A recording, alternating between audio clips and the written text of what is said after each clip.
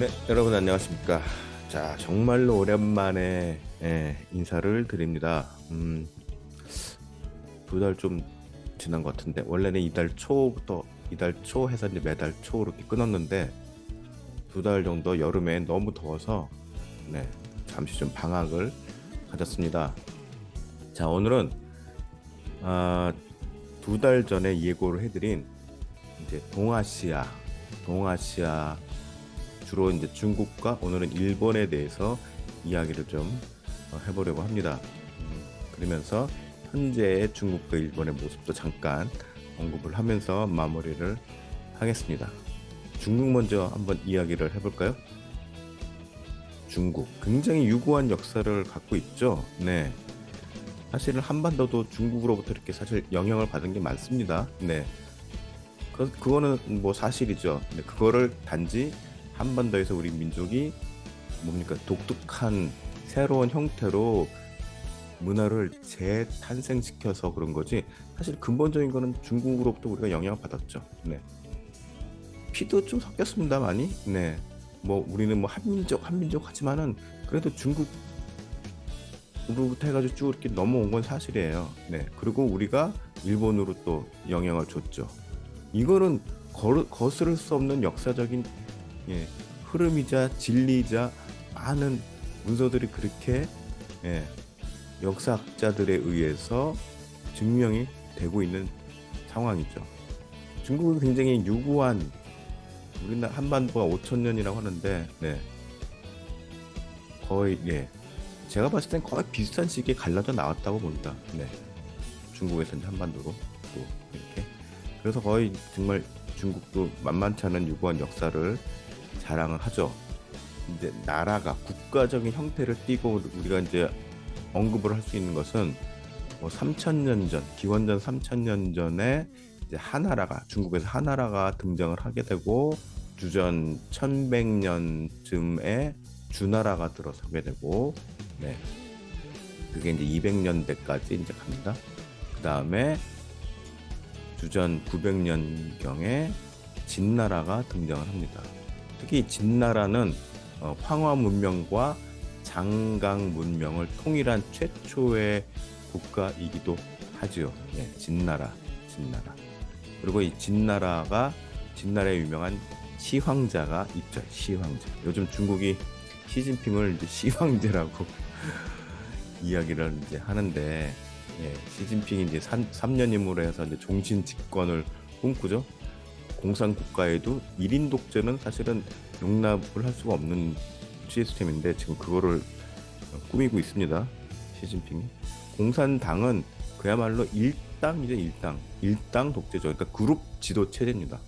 그런데 그럼에도 시진핑이 자기 개인의 권력. 그래서 외신들은 시진핑을 21세기의 황제 등극이다 이렇게 지금 비평을 하고 있는 상황인 거죠. 아무튼 중국에 굉장히 찬란한 문명이 많습니다. 네. 뭐 청동 야금술이 발달됐고 세계 최초로 주철을 생산을 하는 기술을 개발을 하기도 하였고 특히 종이도 발명했고 나침판도 발명했고 또 외바퀴 손수레 지금도 쓰고 있죠 시골에서는 네. 외바퀴 손수레도 발명했고 또 뭐 화약도 발명했습니다. 굉장히 문화 유산이 찬란한 대륙인데 공산국가가 들어서면서부터 그런 찬란한 문명과 그 유구한 역사를 다 말살시켜 버렸죠. 굉장히 공산당이 공산당이 70년대 그 공산당이 문화 대혁명을 하면서 굉장히 엄청난 짓을 해버렸습니다. 그러다 보니 근본이 없어지다 보니 오히려 이제는 한반도 한국의 그 역사를 훔치려고 하는 상황까지 이르게 된 것이죠. 자기네들. 그런데 지금 그나마 있는 거라도 잘 이제 개발해서 다시 좀 정비하면 되는데 정비할 생각을 안 하고 남의 거를 계속 뺏으려고만 하니 그 문제가 있는 것이죠. 아무튼 그거 좀 이따 아무튼 굉장히 중국은 이렇게 찬란한 문명을 꽃피워 왔습니다. 또 중국의 역사를 통해서 굉장히 흥미진진한 역사 이야기도 많죠. 뭐 삼국지부터 시작해가지고 그러다가 이제 한나라 시대에 와서는 흉노족과 긴장 관계가 있었고, 뭐 모호 16국 시대 이후에 이제 선비족이 세운 북이라는 나라가 또 참 등장했었고, 그다음에 이제 이후에 우리가 잘 알고 있는 수나라와 당나라까지 이제 등장을 하게 됩니다. 이 수나라와 당나라는 고구려와 굉장히 관계가 깊죠. 네, 수나라 하면 뭐가 생각납니까?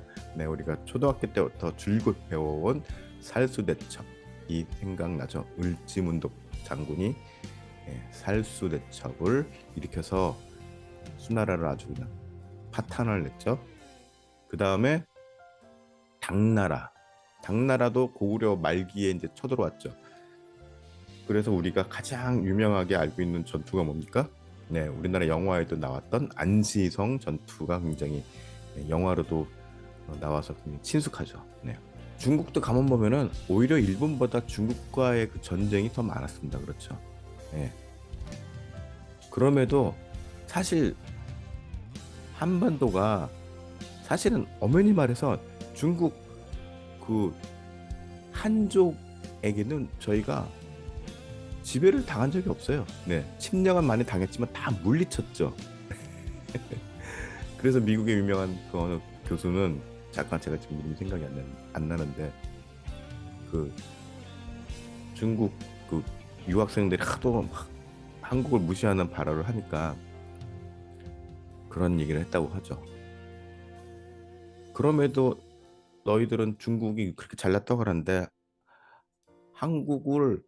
한반도를 한 번도 너희가 지배한 적이 없었다, 이렇게 팩트 폭행을 했다고 전해지고 있습니다. 네. 일본을 한번 볼까요? 일본. 중국 대륙에서 한반도로 이제 사람이 이동을 하고, 또 한반도에서 당연히 일본 쪽으로 이제 가게 됐죠. 예.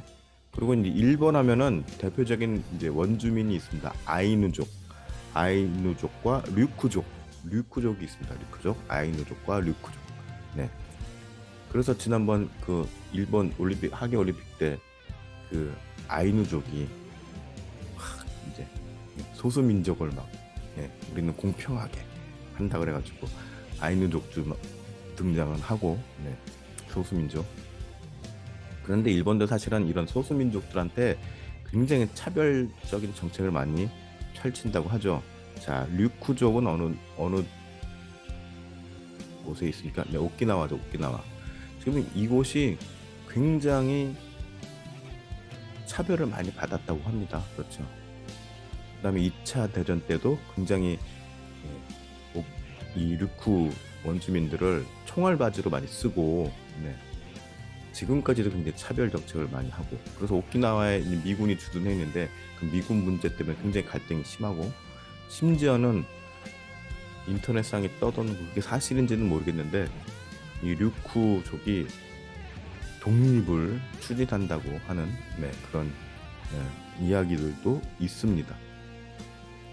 그래서 뭐 차라리 우리는 일본이 아니라 한국에 편입되기를 원한다 뭐 이런 이야기들도 나오고 있는데, 뭐 얼마만큼 이제 객관적인 사실인지는 모르겠습니다. 공인된 뭐 언론기관에서 뭐 이렇게 확인을 한 것은 아니기 때문에 하여튼 그런 이야기들이 있다. 그리고 이 일본의 그 왕이 고백을 했죠. 얼마 전에 이제 퇴임한, 제가 일본의 뭐 천황이라고 얘기는 안 합니다. 일본은 왕이죠. 우리가 괜히 뭐 천황으로 뭐 높여줄 일은 없으니까. 네. 전임 왕이 우리는 백제의 후손이다. 예. 이렇게 고백을 했는데, 일본에서는 전혀 그런 것들이 이제 보도가 안 되고 있죠. 철저하게 막혀 있죠. 그래서 사실은 일본 그 왕이 지금도 그렇고, 그 현재 왕도 그렇고, 뭡니까?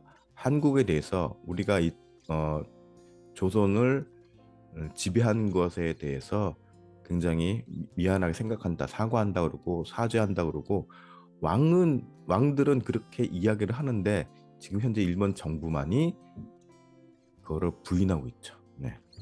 그런데 사실은 일본도 그 제국주의가 들어서면서부터 개화되고 미국에 의해서 개화가 되고 제국주의가 되면서부터 그 일본의 그 귀족 세력, 제국주의에 물든 귀족 세력과 그러니까 집권 세력이죠. 그다음에 일본의 왕 사이에 갈등이 굉장히 많았죠. 갈등이 많았고, 근데 사실은 왕은 거의 허수아비와 같은 그런 존재나 마찬가지죠. 지금은 거의 뭐 그냥 얼굴 마담처럼 있죠. 아무런 힘도 못 쓰고, 물론 상징적인 존재라고는 하지만은 그냥 필요에 의해서 이용만 당할 뿐이죠. 사실 좀 비참합니다. 사실은 일본 왕도. 그런데 21세기를 사는 이 일본이 아직도 이 제국주의적인 사고에서 벗어나지 못하고 있다. 그로 인해서 오히려 스스로 자국의 운명을 나락으로 빠뜨리고 있다. 뭐 이런. 자, 다시 중국으로 가서, 중국이 굉장히 유구한 역사를 가지고 있고 굉장히 발명품도 많고 이렇습니다. 그런데 과연 이런 것들, 기술 같은 것만 또 이렇게 많이 남겼냐? 아니죠. 중국의 고대 사상도 굉장히 깊습니다. 그렇죠? 그래서 뭐 도가 사상이나 뭐 유가, 법가 사상 같은 것이 출현하였고, 그래서 굉장히 인문학적인 마인드로 세상을 다스리려고, 이 중국의 대륙을 다스리려고 노력을 많이 했습니다. 철학자들이 굉장히 많았죠. 그리고 그것이 이제 공자까지 내려와서 인과 예에 대해서 논하고, 그다음에 한비자에 의해서 법치의 개념이 들어서게 되고, 사실은 중국이 공산주의만 아니었어도 지금 꽤 괜찮은 나라가 돼 있었을 수도 있다라는 생각을 하게 됩니다. 그런데 이 중국 공산당과 누구죠? 지금 대만 국공내전이라고 하죠. 국공내전에서 결국 공산당이 승리하는 바람에 현재 중국 공산당이 집권하게 됐죠. 저는 개인적으로 중국의 비극이라고 생각을 합니다. 자, 시진핑, 아까도 잠깐 말씀드렸지만은 원래는 출발할 때는 굉장히 그렇지 않았는데 사람이 권력의 맛을 보면 또 확 가나 봐요. 그래가지고 보통 한 10년 정도 집권을 하면은 저는 개인적으로 생각해도 우리나라 대통령 임기가 5년인데 한 5년만 그렇게 꽉 찬 스케줄로 사람이 움직이면 좀 지칠만도 한데, 권력의 힘이라는 게 엄청난 것 같습니다. 중국도 기본적으로 10년은 공산당에서 최고 지도자가 되면 10년은 집권을 하잖아요. 그 정도면 충분하지 않나요? 미국도 연임 해봤자 8년이고 10년인데 더 하고 싶은 거죠. 시진핑이. 그래서 이제 3기 집권을 지금 이제 얼마 전에 아마 했죠. 그런데 지금 굉장히 중국이 시끄럽습니다. 게다가 이제 뭐 동북공정이다, 뭐다 뻑하면 막 공정을 붙여서 다 중국이 최고라고 지금 하고, 그다음에 1대1로 정책을 펴서 전 세계에 중국의 영향력을 끼치려고 굉장히 노력을 많이 하고 있습니다. 그런데 또 제가 계속 중요한 그 참고 책으로 지금 보고 있는 이게 총 3권짜리인데 유라시아 견문이라는 이 책을 지금 제가 보고 있는데, 이병환 박사, 굉장히 젊은 분인데 이병환 교수님. 자, 이분은 이 책을 쓸 당시만 해도 굉장히 중국의 1대1로에 대해서 긍정적으로 묘사를 하고 있습니다. 그래서 굉장히 좋은 중국의 정책이다, 뭐 이런 식으로 그런 좋은 이미지로 이야기를 하고 있는데, 지금 와서 이제 보면은 이 중국의 1대1로가 굉장히 많은 부작용을 낳고, 오히려 중국이 이 1대1로 사업을 통해서 뭐 유럽과 뭐 아시아, 아프리카 개발도상국, 그다음에 동남아시아 지역의 많은 개발도상국에다가 자본을 투입해서 처음에는 막 도와주는 척, 서로 윈윈한 척 하는데 나중에는 그 이상 막 뽑아 먹으려고 하고 그 나라를 통째로 그 나라의 영향력을, 정치적으로 영향력을 끼치려고 하는 그런 지금 부작용들이 일어나서 그 1대1로 사업을 통해서 투자를 받았던 많은 뭐 아프리카 쪽 국가들이나 동남아시아 국가들이 반발을 많이 사고 있다라고 지금 하고 있습니다. 네, 부작용들이 많이 일어나고 있죠. 그래서 중국이 점점 좀 고립되고 있다. 네, 내부적으로는 시진핑의 3년 임무로 인해서 막 중국 내부에서도 거기에 대한 반발이 좀 심해지고, 네, 굉장히 그래서 사람이 과도한 욕심을 부리면은 권력욕에 사로잡히게 되면은 본인 스스로한테도 불행해지고 또 국가적으로도 굉장히 불행해질 것 같아요. 중국이 시진핑이 계속 저렇게 무리수를 두다 보면은 또 지금 대만까지 노리고 있죠. 그러다 보면은 좋지 않는 결말을 맺게 되지 않을까, 이렇게 예상을 해 봅니다. 러시아가 푸틴이 여러분들 다 지금 보고 계시지만은 우크라이나 침공하면서 굉장히 오히려 더 지금 안 좋게 몰리고 있죠. 그래서 지금 핵무기를 쓰네 마네 지금 말이 많은데, 그러니까 이 과도한 권력력에 사로잡혀서 자기 힘을 필요 이상으로 자기 사욕에 쓰게 되면은 반드시 문제가 발생된다. 그런데 그 문제가 개인적인 뭐 문제라면 오케이, 뭐 네버마인 할 수도 있는데, 지도자다 보니 국가적으로도 불행해지고 국민들까지 불행해지게 되는 것이죠. 네, 나라 자체가 위험에 빠지고, 중국도 지금 그런 위험성이 굉장히 커지고 있습니다. 자, 일본을 한번 볼까요? 자, 일본 말씀을 드렸지만 일본의 이 아이누족이나, 아이누족은 북쪽이죠. 북쪽. 네. 아이누족, 남쪽으로는 류쿠족, 이런 소수 민족이 있는데 굉장히 차별을 많이 하고 있습니다. 네. 그래서 아이누족도 사실은 예전에 뭐 독립을 한 해 만에 뭐 이런 이야기도 있었다고 합니다. 예. 그런데 2차 대전 당시 일본의 이제 제국주의가 들어서면서부터 2차 대전 때 말씀을 드렸지만은 이런 소수 민족들을 총알 바지로 많이 썼습니다. 네, 일본이. 그리고 전쟁에 졌어요. 미국한테 패전을 당했죠. 핵폭탄 두 방 맞고. 그러면 정신을 차려야 되는데, 이 제국주의 권력 세력의 후손들이 또 그 권력을 그대로 승계받아서 지금의 일본 정치를 또 휘어잡고 있습니다.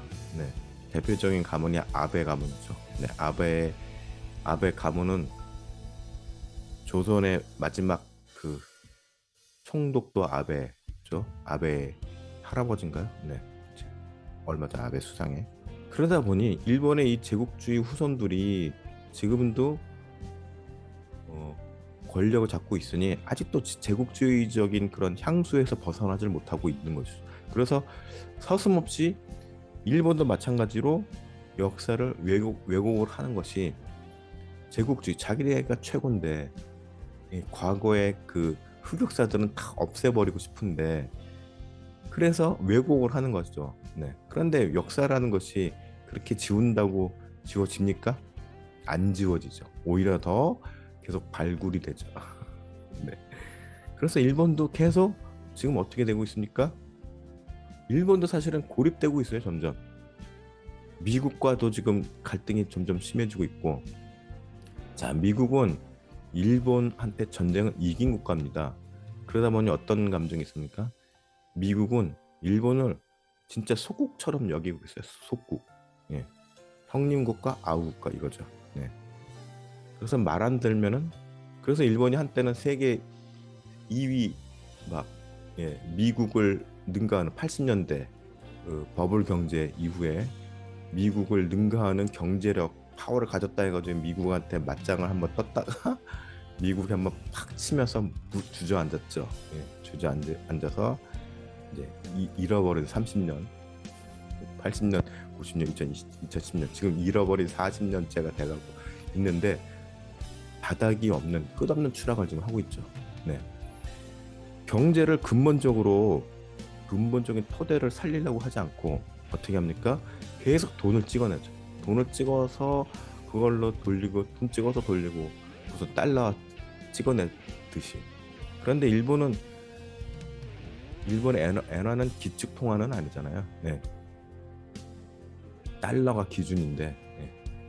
그러다 보니 계속 지금 일본이 그나마 벌어놓은 게 있어서 그걸로 까먹고 있는 거지. 지금 그 벌어놓은 돈도 이제 거의 바닥이 났대요. 국고도 거의 지금 까먹어 가고 있다고 합니다. 그리고 지금은 이제 수입 들어오는 돈보다 나가는 돈, 마이너스인 상태고, 적자인, 국가 재정이 적자인 상태고. 그래서 계속 IMF도 그렇고 계속 경고를 하고 있죠. 그러다가 너희들 정말로 파산한다, 일본한테 계속 경고를 하고 있는데 정신을 안 차리고 있고. 근데 지금은 거의 회생이 불가능할 정도로 지금은 정신 차려도, 왜냐면 일본 기업들이 지금 다 전문가들의 말에 의하면은 혁신을 하지 않고, 네, 일본은 지금도 팩스를 쓴다고 하잖아요. 지금도 일본은 기업 문화가 뭐 도장 찍는 문화, 한국은 없어진 지 벌써 10년이 넘었는데. 그러다 보니 과거에 잘 나갔던 뭐 소니, 토요타, 뭐, 예, 일본의 그런 대형 기업들이 지금은 점점 쇠락의 길로 가고 있다.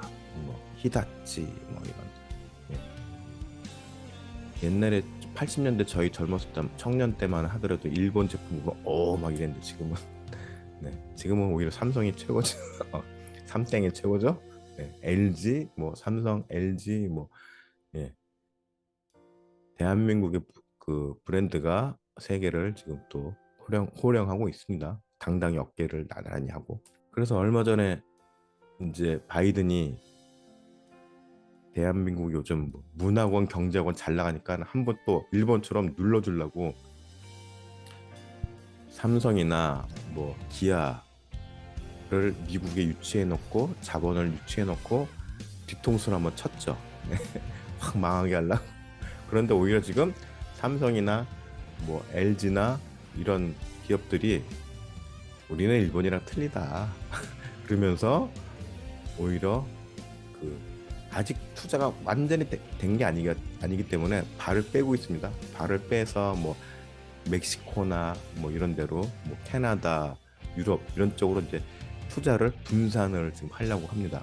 미국도 못 믿겠다. 예, 이러다가 정말 큰일 나겠다. 그래서 투자를 회수하고 막 이러고 있습니다. 이러다 보니 바이든이 막 당황을 하고, 지금 오히려 미국 안에서, 지금 미국 의회에서도 지금 한국이 지금 투자를 지금 손을 뗀다 막 이러면서 큰일이다 이러면서, 바이든도 어떡할 거냐 막 이러면서 바이든 정부가 궁지에 몰려 있다고 뭐 이야기들을 합니다.